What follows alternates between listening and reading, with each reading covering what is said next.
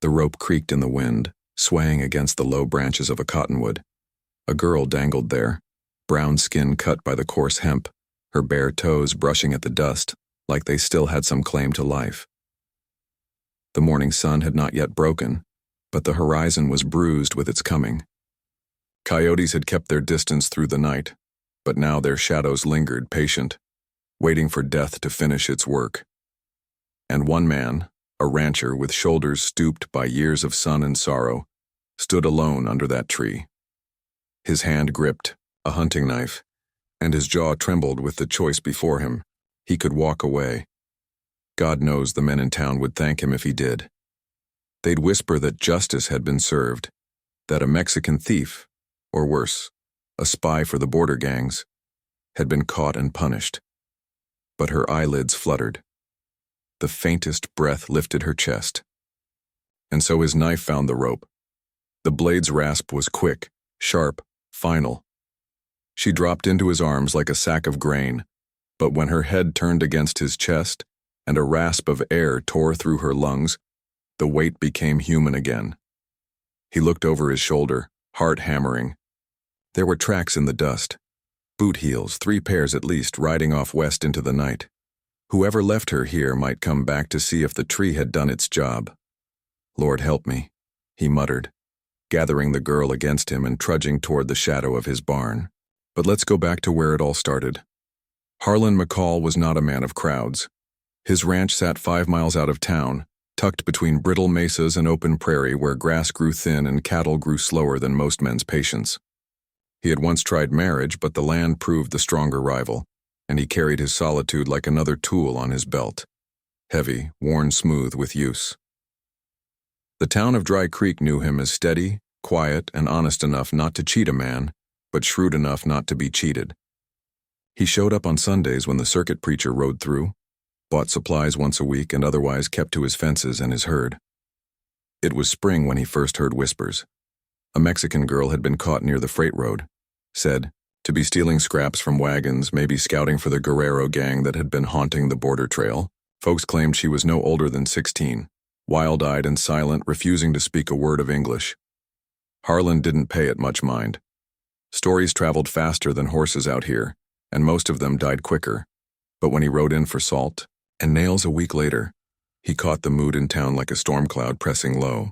They'd dragged her through Main Street, tied behind a horse. Spit flew as fast as curses. The sheriff didn't stop it. He was too busy drinking himself blind in the saloon.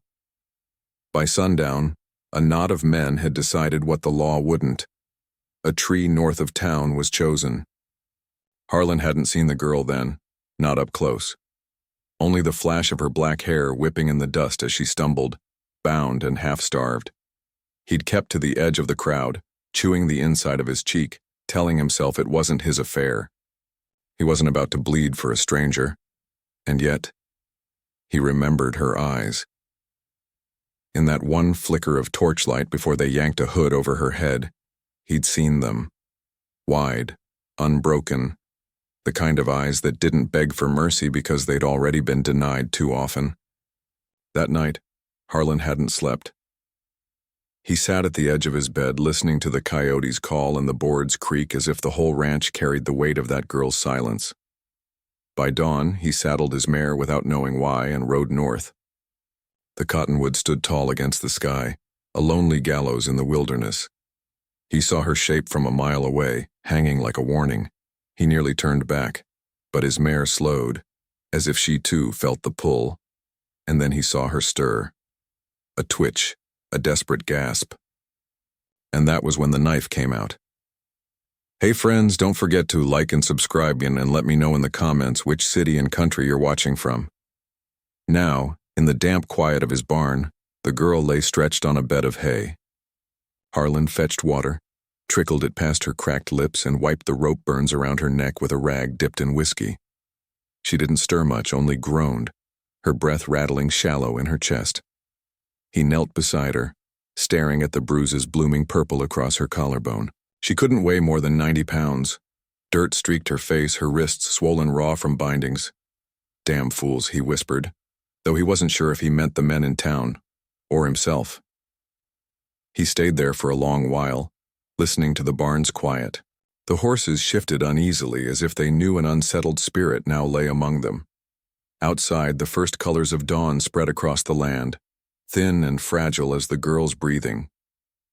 Harlan rubbed his face with calloused hands. He could not take her back. Not to Dry Creek. The mob had tasted blood and they would not forgive him for stealing their verdict. But keeping her here was no simple thing either. Harboring her meant inviting trouble, men with rifles, questions he couldn't answer, suspicions that could burn a life to ash. Still, when her eyes cracked open just for a second and he saw the faint glimmer of life still fighting to stay, Harlan felt something in his chest he hadn't felt in years. Responsibility. The kind that didn't ask for permission. He sat back, on his heels, staring at the barn rafters as if they might hold answers. Outside, the wind shifted. Somewhere a horse neighed, not his. Tracks in the dust, he remembered. 3 riders heading west. He wondered how far they'd gone. He wondered if they were coming back, and he wondered if by cutting that rope, he had just hung the noose around his own neck instead. Harlan didn't sleep the next night either. He sat in the rocker by the barn door, Winchester across his lap, lantern burning low. Every creak of wood, every restless shift of the horses pulled his eyes toward the dark fields. The girl lay in the hay, fevered and weak, but alive. By morning, he knew he couldn't keep her hidden, not unless he meant to cut himself off from town forever. He needed supplies, clean cloth, broth, maybe laudanum if the fever worsened. But every item meant questions, and questions meant lies. The girl woke proper for the first time that afternoon. Her lips moved without sound at first. Then a whisper came dry as the desert. Agua. Harlan slipped the tin cup to her mouth. She drank greedily, coughing, then sagged back. Her eyes found his, dark and cautious. She spoke again, but the words were Spanish, quick and quiet, sliding past him like creek water. "I don't know your tongue," he muttered, shifting uneasy. He wasn't used to being stared at this way, like he was the rope, the judge, and the savior all at once. The next day he saddled up. The ride to Dry Creek felt longer than usual, the open prairie stretching like a stage where every mile carried its own witness. At the mercantile he filled his list with care. Flour, oats, salt pork. But added a roll of clean bandages, a jar of honey, and a bottle of whiskey. Mrs. Harrow, the storekeeper's wife, raised a brow as she packed the items. "You expecting company?" she asked too sweetly. Harlan shrugged. "Cut my arm on barbed wire. Thought I'd keep it clean." She smiled, but her eyes lingered. Gossip bloomed quick in Dry Creek, and her look told him she was already planting seeds. Outside, he loaded his pack when a voice called, "McCall." It was Ephraim Doyle, a cattleman thick through the chest, mean around the eyes. He leaned against the hitch rail, hat low. 2 of his hands lounged nearby, their boots too clean for men who claimed to ride hard. "You hear what we done?" Doyle asked, smirking. "Caught ourselves a little Mexican rat last week, strung her up proper." Harlan's stomach turned, but he kept his face plain. "I heard. Some say she was Guerrero's kin, some say just a thief. Either way, she's buzzard meat now." One of the men spat. "Best place for the likes of her." Harlan tightened the strap on his pack. "Seems you made sure of it." "Damn right." Doyle's grin widened. "Sheriff won't do the job, so we keep the border clean ourselves. Ain't no place for their kind here." The words burned like coals under Harlan's ribs. He wanted to spit back, wanted to call them murderers. But the image of the girl's bruised neck flashed, and he knew silence was his only shield. He mounted without a word and rode off, Doyle's laughter trailing like smoke. That night, back in the barn, he cleaned the girl's wounds. She winced, but she didn't cry out. Her gaze stayed on him, steady, sharp despite the fever. "You got enemies," Harlan muttered, wringing out the rag. "And now I reckon I do too." She said something in Spanish, a phrase repeated twice, soft as a prayer. He caught only one word. "Gracias." He looked away, ashamed at the warmth that word lit in him. A week passed. The girl gained strength enough to sit, though her voice stayed faint. She ate broth, then bread soaked in milk. Each day Harlan felt the noose tighten, not the one that had been around her neck, but the one around his own life. Word had spread in town. Doyle and his boys rode the edge of his land more than once. He found boot prints by the creek that weren't his. Then came the Sunday gathering. Harlan rarely lingered after service, but that morning, the preacher's words about mercy and judgment struck too close. As folks filed out, Doyle stood by the steps loud enough for all to hear. "Funny thing," Doyle said, eyeing Harlan. "Tree north of town don't bear fruit no more. Buzzards scattered before their meal. Almost like someone cut her down." The crowd hushed. All eyes turned. Harlan met Doyle's stare, jaw tight. "You accusing me of something?" Doyle's grin was slow. "Just saying. Some folks in Dry Creek value the law. Some folks think they're above it. Hard to tell which is worse." The preacher cleared his throat, but the silence was already heavy. A few nodded with Doyle. Others looked away, unwilling to take sides. Harlan tipped his hat, forced calm. Man's got chores waiting. He mounted and rode home, every step of the horse pounding the truth deeper. They suspected. Maybe not proof, yet but enough to put him on the edge of a cliff. That evening he sat by the girl as she slept. Lantern light flickered across the barn beams, the smell of hay thick. He traced the rope scars at her throat with his eyes and wondered what kind of cruelty carved men like Doyle. Helping her meant branding himself a traitor in the eyes of his own neighbors. Yet turning her out was no choice at all. The ranch had always been a place of silence, but now it felt like a crucible. Every creak of the windmill, every groan of timber carried the same question. How far would he go to protect someone the world had already cast aside? And somewhere out there, Doyle and his men sharpened that question into a blade, for they weren't done hunting. Not her, not him. The sound of a coyote's howl broke across the plains. The girl stirred in her sleep, whispering something he couldn't understand. Harlan rested a hand on his rifle. He understood one thing well enough. By cutting her down, he had chosen a side, and now, sooner than he wanted, the whole of Dry Creek would demand he answer for it. The wind carried dust across the flats, a restless tide that never quite settled. Harlan stood at the edge of his porch, mug of coffee cooling in his hand, eyes locked on the horizon. Out here, a man didn't need words to know when trouble was coming. The land told him plain.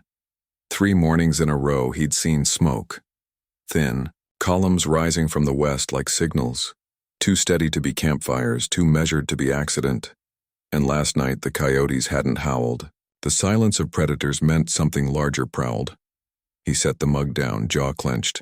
The girl sat inside, propped against the table. Color had returned to her cheeks, though the rope burns still marked her neck. She watched him, wary, as if reading the tension in his shoulders. Harlan forced a calm he didn't feel. "Eat," he told her, nodding at the bread he'd laid out. Her gaze flicked toward the window, then back to him. She spoke a phrase in Spanish. Short, sharp, almost a question. "I don't follow," he muttered, but her tone was enough. She felt it too. The weight in the air, the storm not of weather but of men. By noon, hoofbeats rolled across the prairie. Slow at first, then steady, measured like a drumbeat. Harlan's gut went cold. He stepped onto the porch as the riders appeared. 5. Figures cresting the rise, sun glinting off rifles across their saddles. Doyle led them, smug in his seat, the brim of his hat low over a grin that didn't reach his eyes. "Afternoon, McCall," Doyle called, pulling up at the gate. "Fine day, ain't it?" Harlan leaned against a post, trying to look easy. "Reckon it is." Doyle's men spread wide, their eyes raking across the barn, the corral, the house. Predators scenting the air. "You been busy?" Doyle asked, his voice honeyed. "Heard tell you been buying bandages, honey, laudanum. Mighty strange for a man living alone." Harlan's grip tightened on the post. "Cut myself on wire like I said before." Doyle chuckled. "Wire must have near cut you in half, all you bought." "Folks talk, McCall. You know how it is. And funny thing, we ain't seen no buzzards picking at that Mexican girl. Almost like someone interfered with justice." The barn door creaked faintly behind Harlan. His heart stopped. He didn't dare look back. "You calling me a liar?" he said, low and flat. Doyle's smile hardened. "I'm calling it curious, and curiosity's a dangerous thing out here. Men get ideas. Ideas lead to trouble." One of the hands spat. "Maybe we ought to look around. Make sure no one's harboring what don't belong." Doyle tilted his head as though weighing it. The riders shifted, hands brushing their rifles. Harlan's voice cut the air sharp. "This is my land. Ain't no law says you can search it without cause." For a long moment, silence pressed down heavy. Only the windmill creaked, slow and stubborn. Doyle's eyes narrowed. Then, just as sudden, he grinned again. "You're right, McCall. No law, and we're all law-abiding men here." His tone dripped mockery. "We'll let it lie. For now." He wheeled his horse. The others followed, though not before casting long, hungry looks at the barn. Dust rose in their wake, hanging like a curse. Harlan stood until the riders vanished. Only then did he step inside, shutting the door hard. The girl sat stiff at the table, eyes wide. She had heard enough, even without understanding every word. "They'll be back," Harlan muttered, pacing. "Next time they won't be asking." She whispered something in Spanish, voice trembling. He caught one word clear. "Matar. Kill." He froze, staring at her. She thought they would kill her. She wasn't wrong. He sank into the chair opposite her, scrubbing his face with rough hands. He had never asked for this, never wanted to be protector, judge, or outlaw. But by cutting that rope, he had made a vow, whether spoken or not. The days tightened like a noose. More smoke columns rose to the west. Doyle's riders were seen on the ridge at dusk, silhouettes watching like wolves, too patient to rush the kill. Neighbors stopped riding by. Even old Caleb, who sometimes shared a jug on Saturdays, kept his distance. Dry Creek had already chosen its side, and Harlan knew it wasn't his. The girl began to walk the yard in the evenings, thin but steady. She gathered water, helped feed the horses, her silence a constant companion. Once, when she caught him watching, she touched the scar at her neck, then raised her hand slowly to her lips. Thanks, though the word itself never came. That night, as he lay on his cot, the sound came, drums faint at first, rolling from the west. Not Comanche, not Apache. He'd lived long enough to know the difference. This was something else. Mexican vaqueros, maybe, or guerreros, outlaws themselves. The girl stiffened in the barn, whispering rapid Spanish, her hands clutching at the cross around her neck.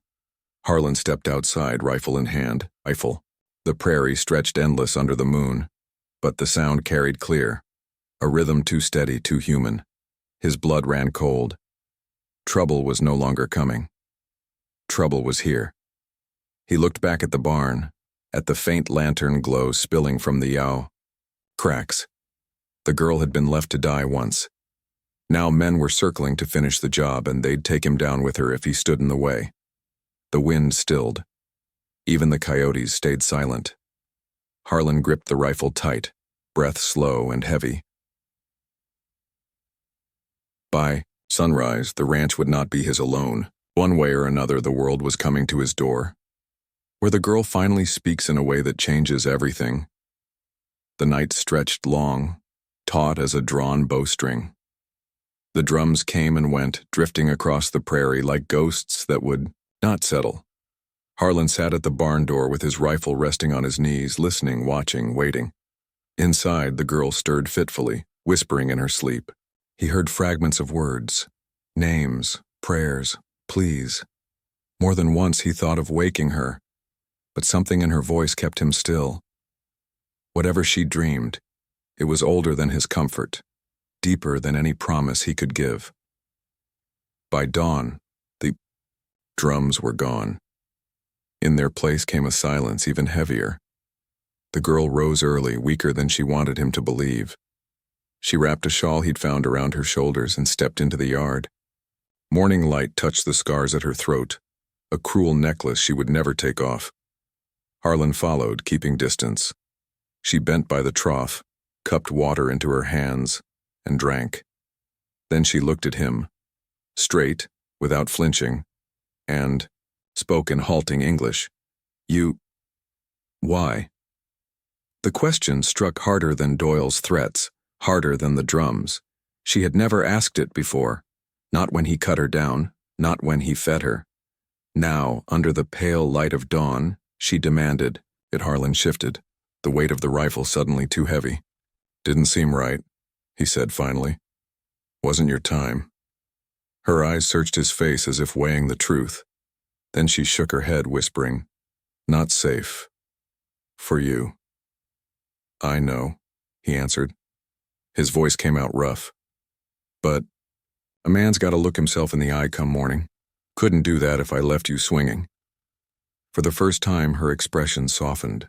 Not a smile, not yet, but the hard shield in her gaze cracked. Later that day, as he mended fence along the southern pasture, he heard her humming. A tune so faint it nearly vanished in the wind. When he returned, he found her in the barn, sitting, cross-legged in the hay, eyes closed. He froze at the door. The song was not in words, just a low, winding melody, deep as the earth itself. When she opened her eyes and saw him, she faltered, as if caught with something too private. But then, she gestured to him, small, uncertain. Harlan stepped inside, hat in hand. She touched her chest. "Maria," she said softly. Her name offered at last. He nodded. "Harlan." Her lips formed the word, shaping it carefully. Then, with a ghost of a smile, "Gracias, Harlan." The simple exchange hung between them, more binding than any. Although that night storm clouds rolled over the plains. Rain lashed the roof, thunder rattled the beams. The girl, Maria, sat near the lantern, hugging her shawl. Harlan worked quietly, patching a saddle strap, but his eyes drifted often. Finally, she broke the silence. Spanish words tumbled from her lips, urgent, sharp. She saw his confusion and slowed, repeating one phrase, then lifting her hands as if shaping the story in the air. She pointed west, mimed a pistol, then crossed her wrists as if bound. Tears welled before she brushed them away, her voice cracking. Harlan caught enough. She had been taken. By outlaws. The Guerrero gang Doyle claimed she belonged to. Not kin, captive. He set the saddle down, chest tight. All the hatred in town, all the cruelty Doyle had spat rested on a lie. She reached for the rope scar at her throat, fingers trembling. Her whisper came in English this time. "They kill my family. Leave me alone." The lantern hissed in the quiet. Harlan felt the old anger stir in him, the kind he'd buried deep since the war, since burying too many of his own. "You ain't alone now," he said. The storm passed, leaving the land clean-washed and sharp with scents of sage and wet earth. At sunrise, a rider appeared on the ridge, alone, watching. Not Doyle, not a neighbor. His silhouette was lean, hard, the posture of a man used to killing. Maria saw him first. She stiffened, murmuring one word. Guerrero. Harlan's blood iced. So the drums had not been Doyle's doing after all. The storm was larger, darker. That night, Maria sat by the table while Harlan oiled his rifle. She watched in silence, then reached across, laying her hand over his. Her touch stopped him cold.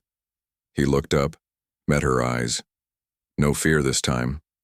Resolve. "You save me," she said slowly, each word careful, deliberate. "Now, I save you." He frowned, confused. She drew a small cross in the dust of the table with her finger, then tapped it twice, firm. "They come. Not for me only. For you." Harlan swallowed hard. The truth pressed like a weight he couldn't shrug. He hadn't just rescued a girl. He'd tied himself to a war he didn't see coming. But when Maria's hand lingered over, his something shifted. Not gratitude, not even trust. Something stronger.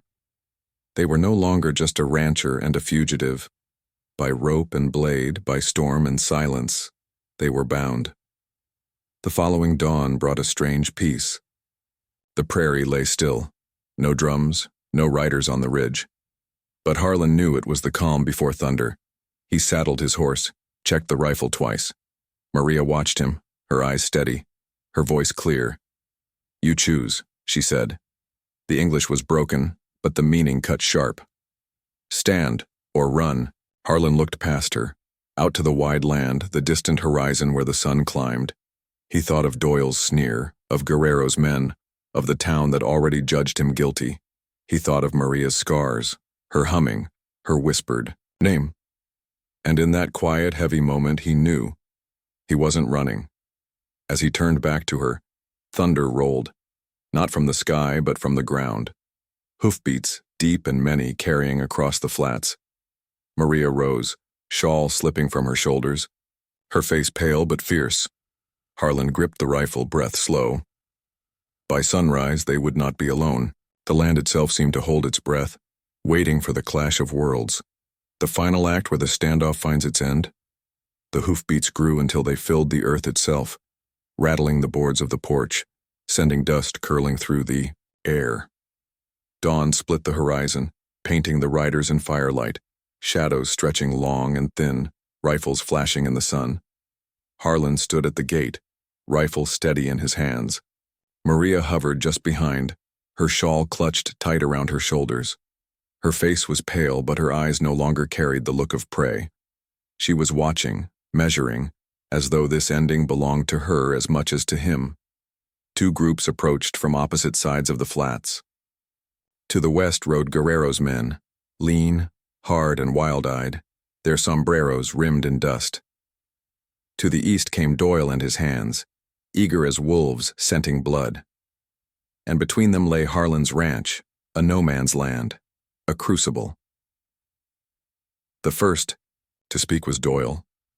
He reined up, grinning sharp.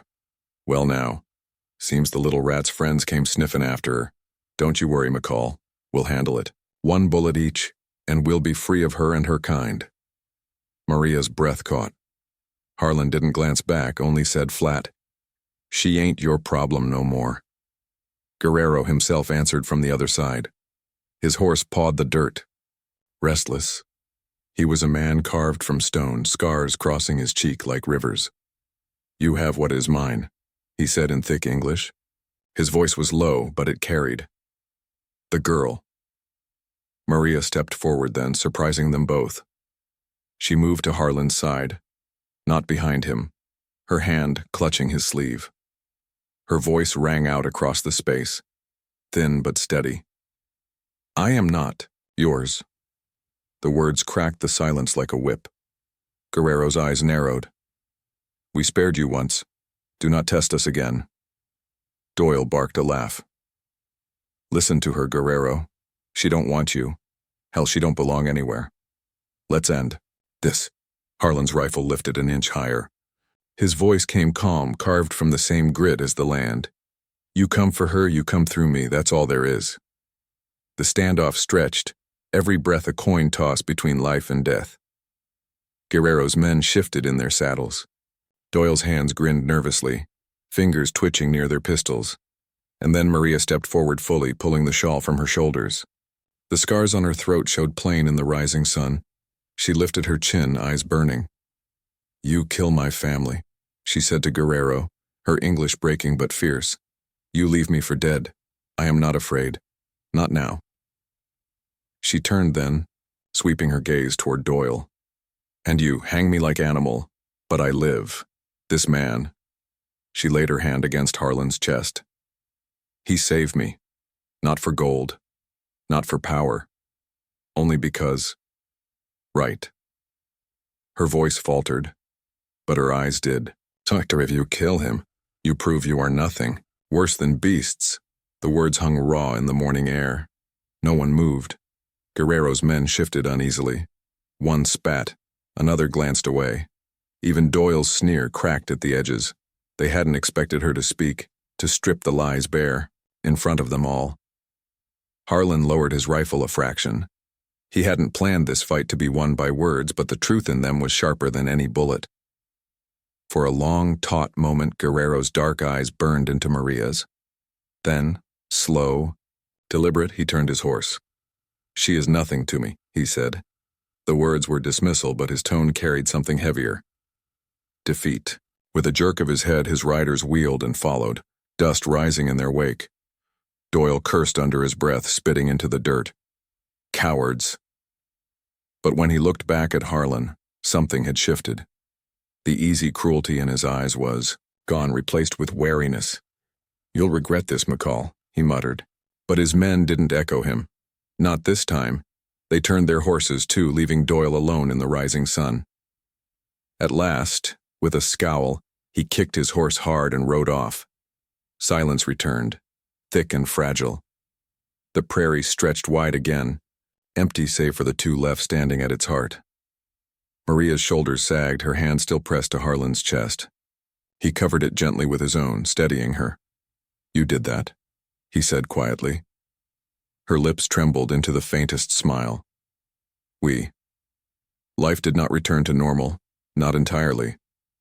Doyle's shadow still lingered in Dry Creek, though his voice carried less weight than before. Guerrero's riders were seen no more. The prairie had a way of swallowing men who'd already lost. Weeks passed. The scars on Maria's throat healed to pale lines. She worked beside Harlan, tending the herd, patching fences, humming her wordless songs while the wind carried them over the grass. Neighbors whispered, but none came to challenge.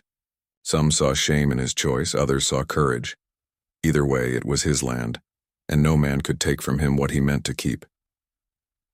Years later, travelers along the border trail spoke of a ranch where the gates stood open, where a woman with dark eyes and a strong voice greeted strangers in two tongues. They said her presence kept violence at bay more than any rifle, for both sides had learned the price of crossing her.